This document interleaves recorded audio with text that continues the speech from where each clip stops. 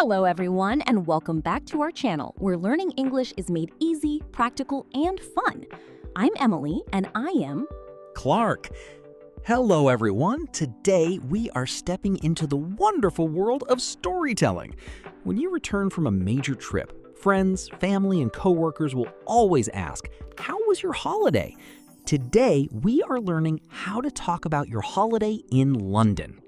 Oh, I love this. London is one of the most visited and historic cities in the world. But telling a great holiday story in English requires more than just saying it was good. You want to know how to describe the famous landmarks, talk about the unpredictable weather, explain how you got around town, and share your favorite moments. Exactly. If you use the right descriptive words and idioms, you can make your friends feel like they were right there traveling across the UK with you. Today, we are breaking down our conversational phrases into 4 clear categories: summarizing your overall trip, describing iconic sightseeing spots, talking about transport and the infamous British weather, and sharing food and hidden gems. We will practice these phrases naturally together. Before we begin, please take a quick second to hit that subscribe button, click the like icon, and share this episode with a friend. Let's dive straight into category 1, summarizing your trip and first impressions. When someone asks you how your vacation went, you want to start with a strong, engaging summary statement. Let's practice these opening expressions. Phrase 1. I just got back from a week-long holiday in London, and honestly, it was an absolute trip of a lifetime. Phrase 2. The city has such an incredible vibe. It's a perfect mix of thousands of years of history and modern culture. Phrase 3. It was a bit of a whirlwind trip because we tried to pack so many activities into just a few short days. Phrase 4. I was completely blown away by how massive the city is and how distinct each neighborhood feels. Phrase 5. The jet lag was pretty brutal the first 2 days, but once I caught up on sleep, I hit the ground running. Phrase 6. I spent months planning this itinerary, and I'm so happy to say that everything went off without a hitch. Phrase 7. It lived up to all my expectations. The architecture alone is completely breathtaking. Phrase 8. I felt incredibly welcome there. The locals were exceptionally polite and helpful whenever I needed directions. Phrase 9. It was quite expensive, to be completely fair, but every single experience was worth every penny. Phrase 10. My last name is Clark, and when I told the tour guide, we ended up having a fascinating chat about family roots. Beautifully summarized. In phrase 3, speaker 2 used the idiom whirlwind trip. A whirlwind trip is a vacation that is very fast-paced, full of energy, and passes by so quickly that it feels like a storm or a gust of wind. It's a great phrase for a busy holiday. Now your friends will want details about the sights. London is packed with famous spots like the London Eye, Tower Bridge, and Buckingham Palace. Let's practice describing your sightseeing adventures. Phrase 11. We did all the classic tourist activities on the first day, starting with the changing of the guard at Buckingham Palace. The view from the top of the London Eye at sunset was absolutely spectacular. You could see the entire skyline. We took a historic walking tour of the Tower of London and got to see the crown jewels up close. Walking across Tower Bridge when the sun came out was definitely a major highlight of my trip. I spent hours wandering around the British Museum. The sheer amount of historical artifacts is mind-boggling. We managed to get last-minute tickets to a world-class theater production in the West End. St. Paul's Cathedral is an absolute masterpiece of architecture. The massive dome is incredible to see in person. We took a relaxing river cruise down the Thames, which gave us a completely different perspective of the city. I made sure to take a classic photo inside one of those iconic red telephone booths near Big Ben. Hyde Park was beautifully green and peaceful, a wonderful escape from the frantic pace of the streets. We spent an entire afternoon exploring the vibrant street art and quirky vintage markets in Camden Town. The historical details embedded in Westminster Abbey made me feel like I had stepped back in time. We didn't have enough time to visit the Royal Observatory at Greenwich, so I'll have to save that for next time.